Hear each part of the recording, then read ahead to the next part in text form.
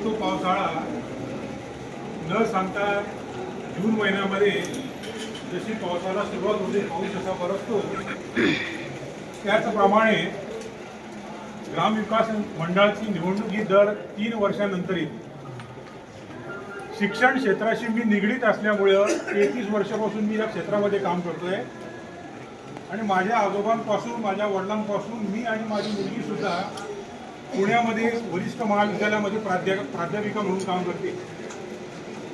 ग्रामस्थांना फक्त मी या ठिकाणी एकच विनंती करणार आहे की ज्या जुन्या जाणकारांनी या शाळेचं रोपटं लावलं, कैलासवासी मगन काकाजी असतील, डॉक्टर पाठक नाना असतील, बंडू नाना असतील, रघुनाथ अण्णा असतील, दादा असतील, ज्यांनी पाया रचला, कळस रचण्याचं काम सगळ्या नवीन मंडळींनी त्या ठिकाणी केलेलं आहे. आता या ठिकाणी सांगण्याचं तात्पर्य एवढंच आहे की लोक देवदास आप्पांची खऱ्या अर्थाने मी ऋण व्यक्त करतो. आप्पासाहेबांनी मला तुम्ही अध्यक्षपदासाठी उमेदवार आहात, मी तुमच्यासाठी 0 मिनिटामध्ये माघारी घेतो, तुम्ही टेन्शन घेऊ नका. पण तुम्हाला सगळीकडे चालली परिस्थिती तुम्हाला दिसते. काही निकषामध्ये मी न बसणारा माणूस आहे. काही जे त्याच्यामध्ये जे या क्रायटेरिया लागतो त्यामध्ये मी फारसा बसणार नाही.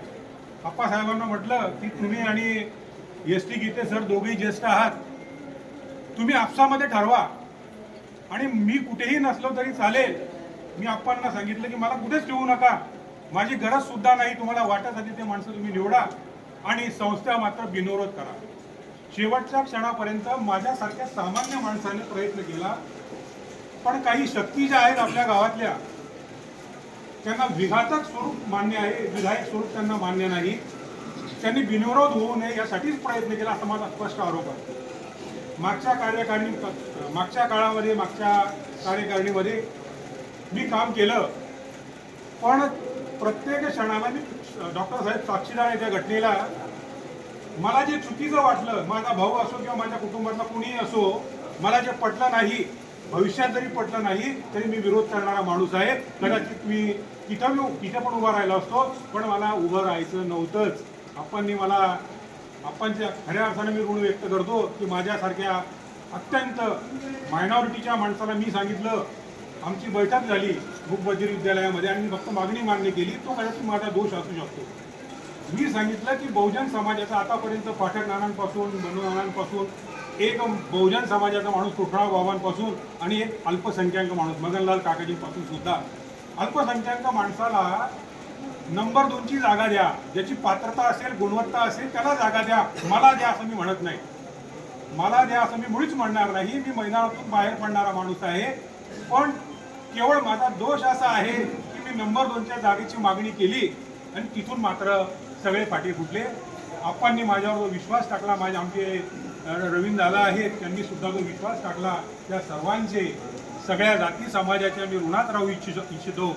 माझ्याकडून काही चूक झाली असेल मोठ्या मनानं सर्वांनी ज्येष्ठांनी माफ करावी आणि शाळा फक्त चांगली चालावी. मला एकच मुलगी आहे, मला काही नोकरीला लावायचं नाहीये. मला पुतण्यासुद्धा IT इंजिनियर आहे, मला त्या गोष्टीचे काही देणं घेणं नाही. या शाळेनं आम्हाला रोजगार दिला. आमचे फार हाल झाले असते, कारण आमचे वडील तडजोडी करणारे नव्हते. अभद्र युक्ती माझ्या वडिलांनी कधीही मान्य केली नाही आणि कोणापुढे कधीही जोडी पसरवली नाही आणि पसरवणार सुद्धा नाही. तुम्हाला सर्वांना विनंती करतो की आप्पासाहेबांची ही शेवटची निवडणूक आहे. आप्पांना मी विनंती केली, आप्पा ही शेवटची निवडणूक आहे, पुढच्या वेळी मैदानामध्ये उतरण्यासाठी तरुण मंडळी तयार आहे, तुम्ही निवडणूक कृपया लढवावी. रवी दादांना पण मी सांगितलं, सर्वात ज्येष्ठांचा मान राखून या ठिकाणी थांबतो. जय हिंद, जय महाराष्ट्र.